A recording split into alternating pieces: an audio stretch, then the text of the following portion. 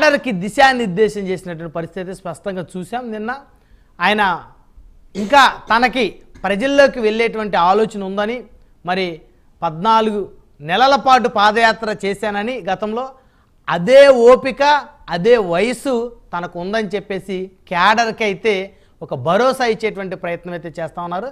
అదేవిధంగా కూటమి నేతలకు సంబంధించి ఏదైతే ప్రత్యేక హోదా అంశం ఉందో, సో వారు ఆ ప్రత్యేక హోదా ఖచ్చితంగా అడగాల్సినటువంటి అవసరం ఉంది. సో డిపెండెన్సీ కూడా ఉంది కేంద్రానికి అని చెప్పేసి అన్నారు. తాము ఆ ప్లేస్లో ఉంటే అడిగే వాళ్ళమన్నారు.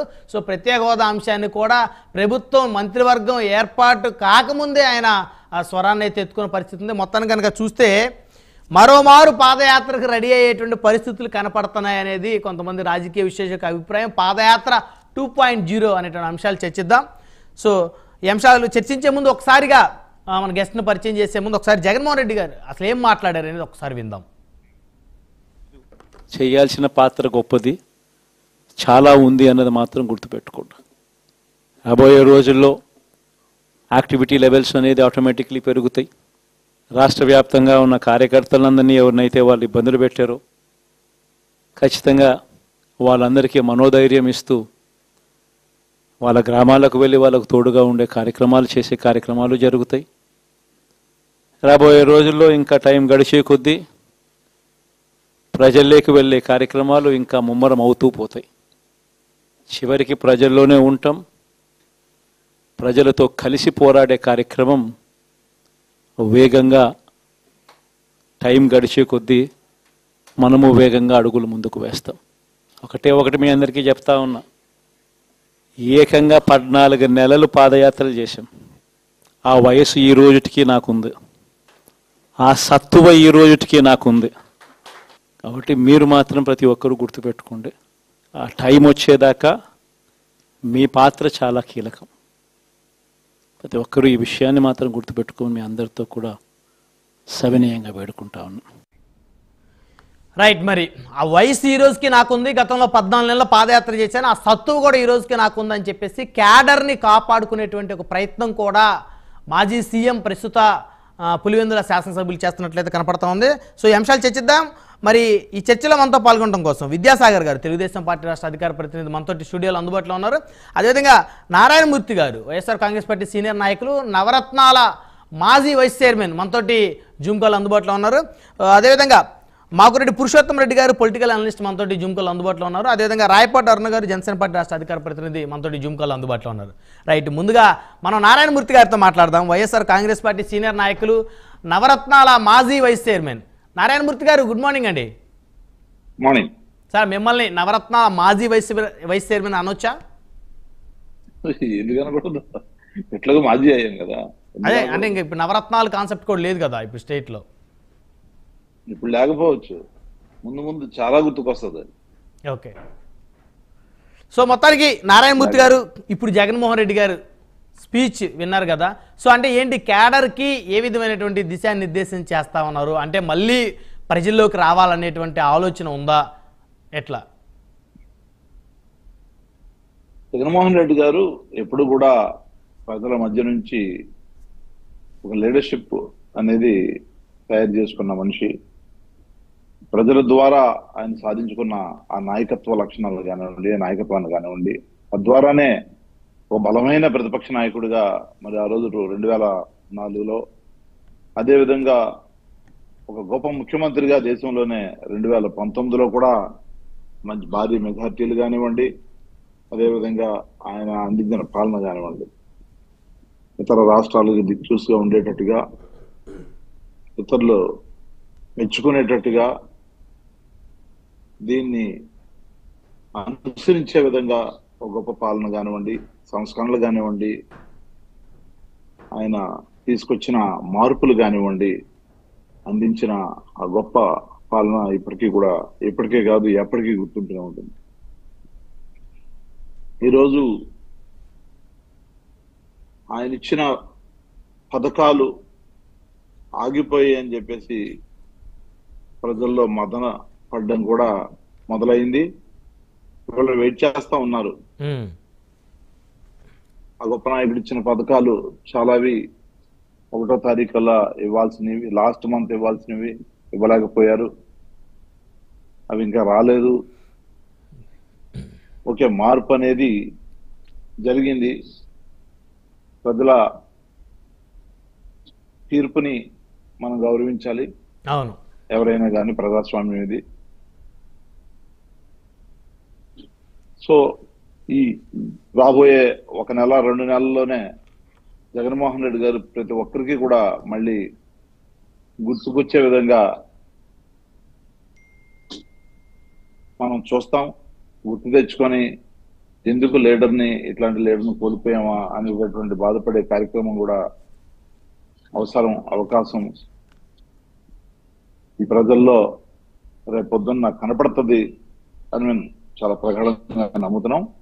మ్యాండేట్ ఇచ్చారు కాబట్టి తప్పనిసరిగా వీళ్ళు పరిపాలన మంచి పాలన అందించాలని చెప్పి కోరుకుంటున్నాము. ఏ విధంగా పరిపాలన అందిస్తారనేది చూద్దాం. ఇప్పుడే కదా మొదలైంది.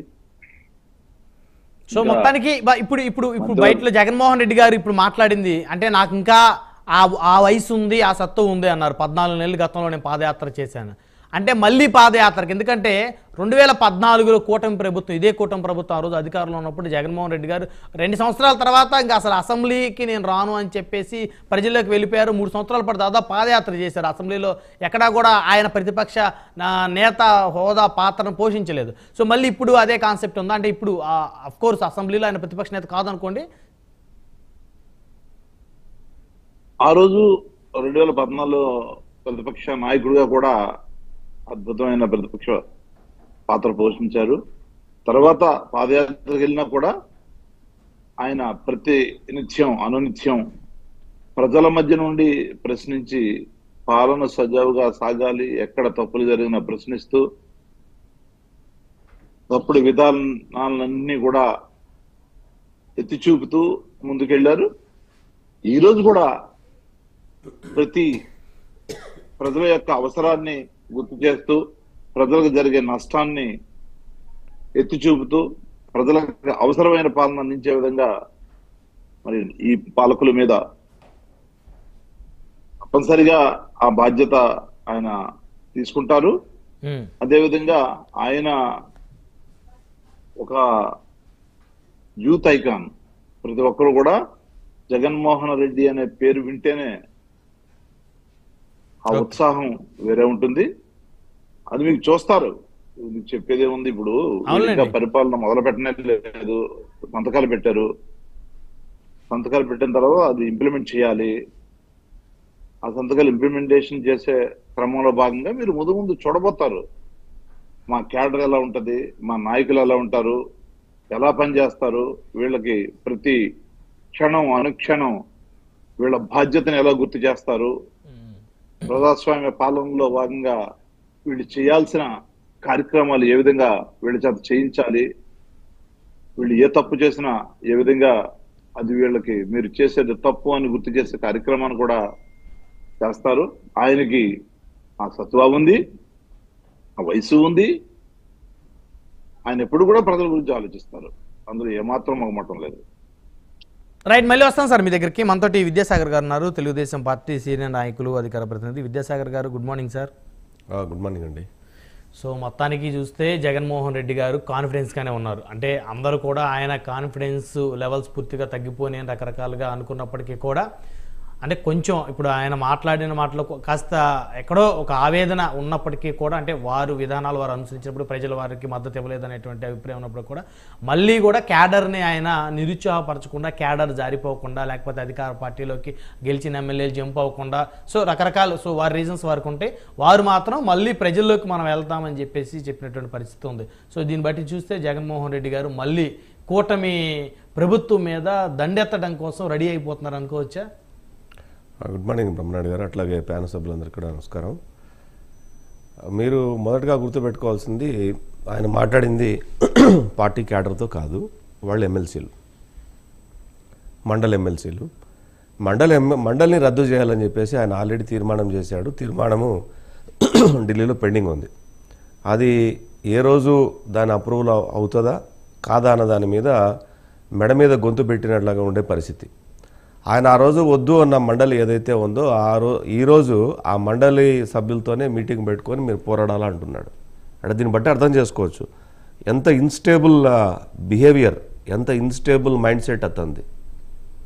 దేనైతే వద్దనుకున్నాడో అది ఈరోజు కావాల్సి వచ్చింది ఆయనకి. ఇప్పటికీ ఇంకా వైసీపీ వాళ్ళు మారలా. గొప్ప నాయకుడు, మహానాయకుడు ఈ స్టేట్మెంట్లు ఇచ్చేయడం మానేసేయండి. గొప్ప నాయకుడు, మహానాయకుడు స్టేట్మెంట్లు ఇచ్చేసి మానేస్తే చాలా బ్రహ్మాండంగా ఉంటుంది. అది గొప్ప నాయకుడికి ఈరోజు ఎక్కడ ప్రజలు ఏ మూల కూర్చోబెట్టారో ఈరోజు ప్రజలంతా చూశారు, రాష్ట్రం మొత్తం చూసింది, దేశం మొత్తం చూసింది. ఈ ప్రగల్భాలు, ఉత్తర ప్రగల్భాలన్నీ పలకడం మానేస్తే చాలా అందంగా ఉంటుంది. ఇప్పటికైనా రియాలిటీలోకి వస్తే కనీసం మేము ఎందుకు ఓడిపోయామన్నది ఒకసారి ఆత్మవిమర్శ చేసుకోగలిగితే, ఏ కారణాల చేత మేము ఓడిపోయాం, మూల కూర్చున్నాం ఈరోజు అనేది కనుక ఒకసారి ఆత్మవిమర్శ చేసుకోగలిగితే చాలా బాగుంటుంది. ఈ ఉత్తర ప్రగల్భాలు పలికి మా నాయకుడు సత్తు ఉంది, కేసులు ఓపెన్ అయితే జైల్లో చేసుకోవాలి, వాకింగ్, పాదయాత్ర కాదు, పాదయాత్ర జైల్లో చేసుకోవాలి, వాకింగ్. కాబట్టి ఉండాలా 18 కేసులు ఉన్నాయి కదా, చాలు కేసులు ఇన్ని రోజులు డ్రాగ్ చేసుకొని ఉన్నాయి కేసులు అంటున్నారు నారాయణమూర్తి. ఉంటాయి, కాదు ఉంటాయి, పర్లేదు. 18 కేసులు 16 ఏళ్ల నుంచి డ్రాగ్ చేసుకుంటూ వస్తున్న వాళ్ళు ఇన్ని రోజులు డ్రాగ్ చేసుకొని వస్తారు, అది కూడా తెలుస్తాం కదా, దాని సంగతి కూడా తెలుస్తాం. అని అందరి సంగతి అందరి లెక్కలు తేల్చడానికి రెడీగా ఉండాలి కదా. ఎవరెవరు ఎన్ని అక్రమాలు చేశారో అని మొత్తం తీస్తారు కదా. తీసిన తర్వాత ఎవరో లెక్కలు వాళ్ళు సరిచేయాలి కదా. ఏదో ఈయన చెప్తున్నాడు ఏదో పరిపాలనలో సంస్కరణలు అంట. ఏం సంస్కరణలు తీసుకొచ్చారు? పరిమాల సంస్కరణలు తీసుకొచ్చేసి రాష్ట్రాన్ని అధోగతిపాలు చేసింది కాకుండా మళ్ళీ సంస్కరణల పేరు మీద లూటు చేసి పెట్టారుగా. మీరు చేసే సంస్కరణలతోటి రాష్ట్రాన్ని లూటు చేసేశారు. ఈరోజు ఎన్ఎండిసిలో తీస్తే స్కాములు బయటపడతాయి. దగ్గర 50,000 కోట్ల రూపాయల స్కామ్ బయటపడుతుంది. 50,000 కోట్లు మైన్స్ అండ్ మినరల్స్లో. మద్యం దీంట్లో వాసుదేవరెడ్డిని ఇంతవరకు కారులో బిల్లులు వేస్తే 6 కేజీల గోల్డ్కి సంబంధించి బిల్లులు దొరికాయి. ఎవరికి వచ్చి మాట్లాడతారు? ఏ బ్రాండ్లు అవి?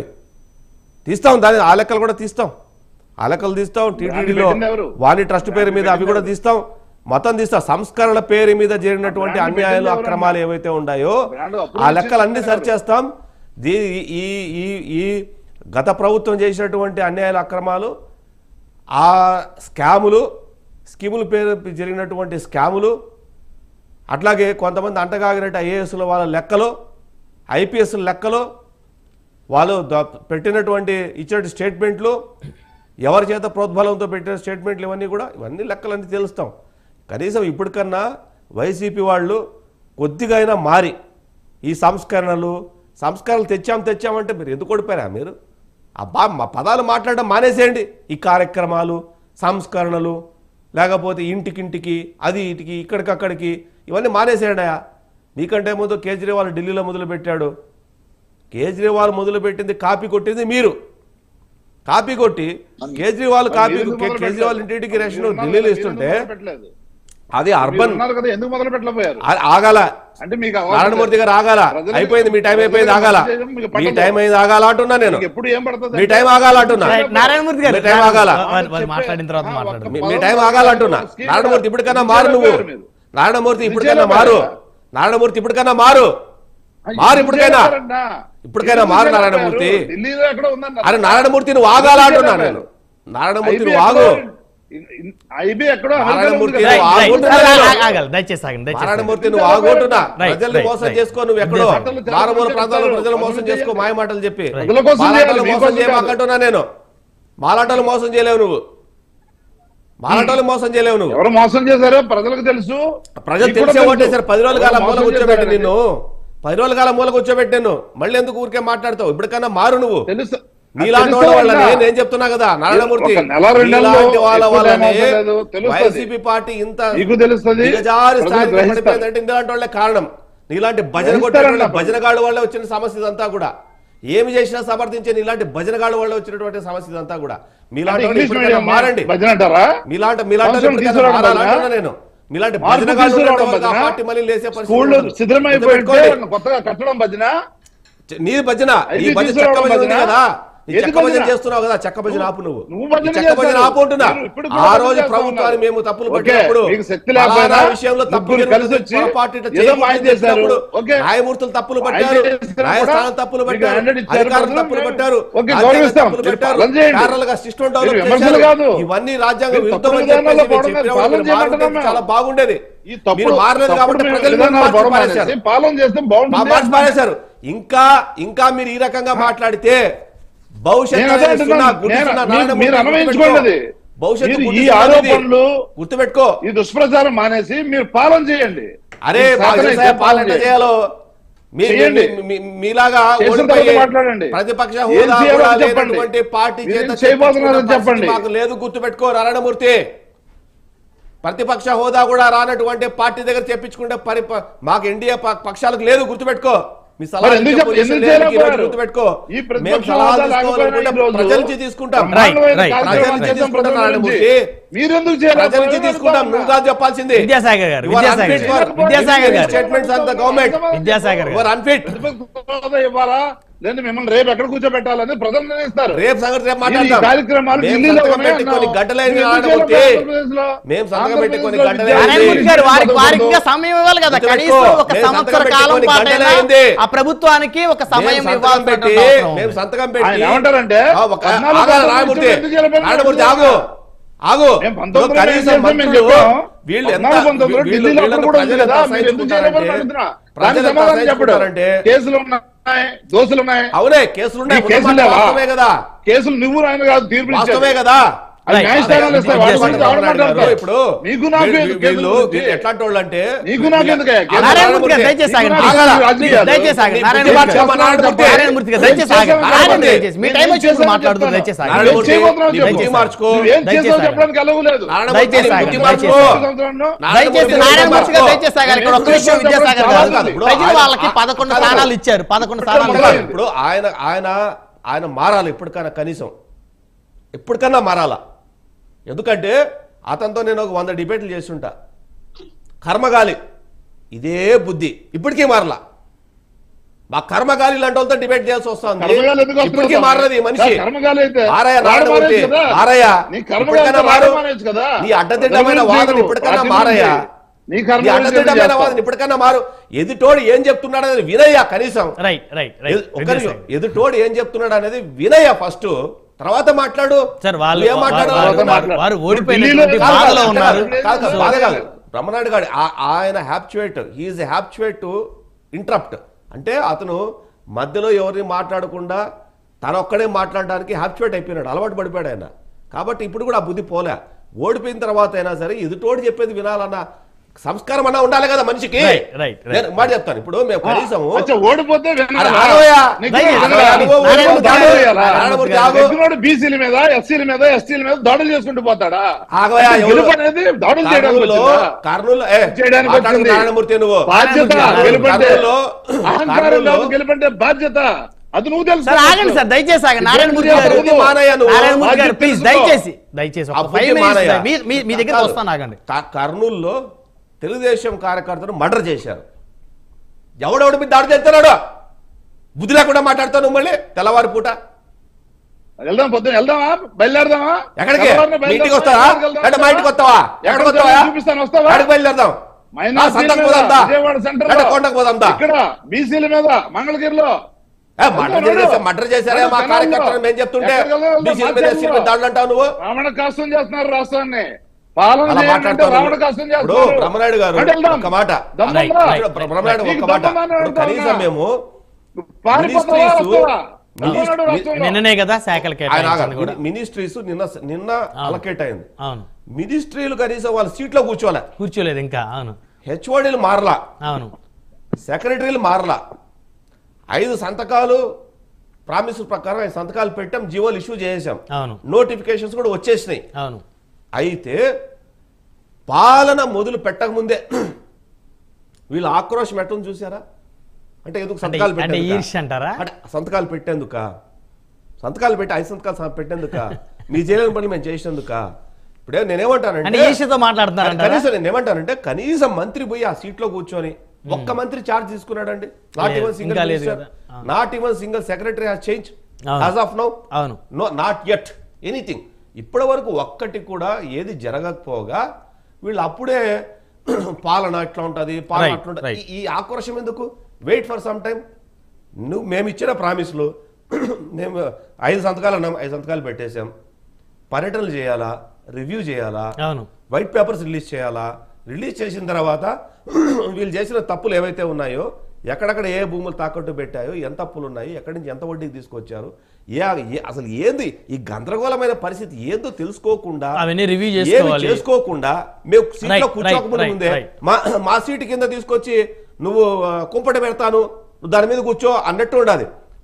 అయినా వీళ్ళు చెప్పే మాటలు ప్రజలు నమ్మే పరిస్థితి లేరు. ఎందుకంటే ప్రజలు కనీసం 1 సంవత్సరంలో వెయిట్ చేస్తారు. అవును ఖచ్చితంగా ఈ ప్రభుత్వాన్ని మార్చాం కదా, వీళ్ళ పరిస్థితి ఏంది చూస్తారు. ప్రజలకున్న ఓపిక వీళ్ళకి లేనంత కాలము, ఇలాంటి వాళ్ళు ముఖ్యంగా నారాయణమూర్తి లాంటి వాళ్ళకి లేనంత కాలము ప్రజలు చీత్కారం